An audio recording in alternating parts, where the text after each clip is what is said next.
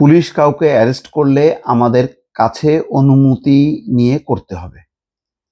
এমন কিছু কিছু কথা শুনি এখন। মনে হয় যেন দেশে কি আসলে আওয়ামী লীগেরই শাসন আছে? কোনো পরিবর্তন কি হয়েছিল? ভুলে যাই। হঠাৎ করে এই ধরনের শিরোনাম দেখলে ধাক্কা লাগে। কেননা গত 15 বছরে এই ধরনের শিরোনাম নিয়ে আমরা কাজ করেছি বা ভিডিও বানিয়েছি। এখনো যদি ওই ধ্বনি শুনতে হয়, তখন তো ধান্দা লাগে যে কি আসলে মানে পট পরিবর্তন হয়েছে? নাকি আওয়ামী লীগই এখনো আছে? এরকম কথা কিভাবে বলে বিএনপির একজন নেতা?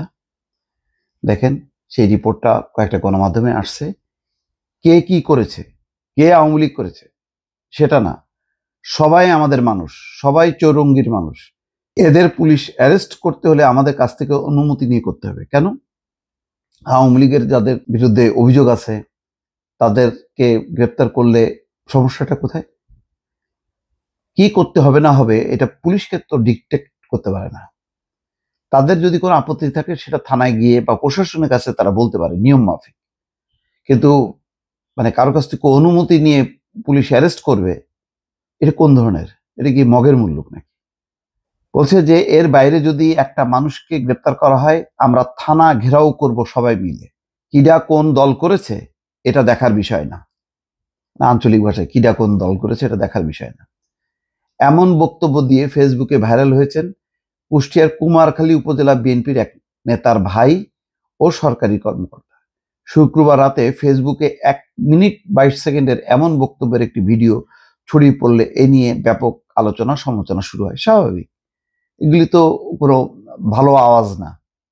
এই বক্তব্য দেওয়া শেখ রাসেল কুমারখালী উপজেলা বিএনপির আহ্বায়ক কমিটির সদস্য, পান্টি ইউনিয়ন বিএনপির সাবেক সাধারণ সম্পাদক ও চৌরঙ্গী বহুমুখী মাধ্যমিক বিদ্যালয়ের প্রধান শিক্ষক শেখ রেজাউল করিম মিলনের ভাই এবং মৎস্য গবেষণা ইনস্টিটিউটের উপপরিচালক। বর্তমানে তিনি ময়মনসিংহে কর্মরত আছেন বলে জানা গেছে। যাই হোক, এখন ঘটনাটা যাই হোক না কেন, এখানে যথেষ্ট পরিমাণ সতর্ক থাকতে হবে। পুলিশ প্রশাসন এখন তাদের উপরে যদি কোনো রাজনৈতিক খবরদারি করা হয় এবং সেটা যদি কেউ মনে করে যে এখন আওয়ামী লীগ নেই, আওয়ামী লীগের জায়গাটা আমরা দখল করে সেই কাজটা করি, তাহলে কিন্তু নিশ্চিত একদম ডুবতে হবে এবং এটা ডুবতে বেশি সময় লাগবে না। এখনো তো নির্বাচন আসেনি। নির্বাচন আসলে ক্ষমতায় বিএনপি যাবে, এটি সবাই ধরে নিয়েছে। কিন্তু এখন থেকে সেই প্রশিক্ষণটা লাগবে। এই যে দেশব্যাপী যে প্রশিক্ষণ হচ্ছে, তারেক রহমান নিজে পরিচালনা করছে, সেই প্রশিক্ষণগুলোতে কি বারবার তো বলা হচ্ছে, এই বর্ধিত সভাতেই বলা হচ্ছে তো যে এলাকায় এমন কিছু করা যাবে না যাতে বদনাম। সামনে একটা নির্বাচনী পরীক্ষা আছে, সেখানে জামাত, নতুন জাতীয় নাগরিক পার্টি, আরো অনেকগুলো দল আছে। কি রাজনৈতিক মেরুকরণ হবে, ভিন্ন একটা মেরুকরণ হবে, বিষয়টা তো সোজা না।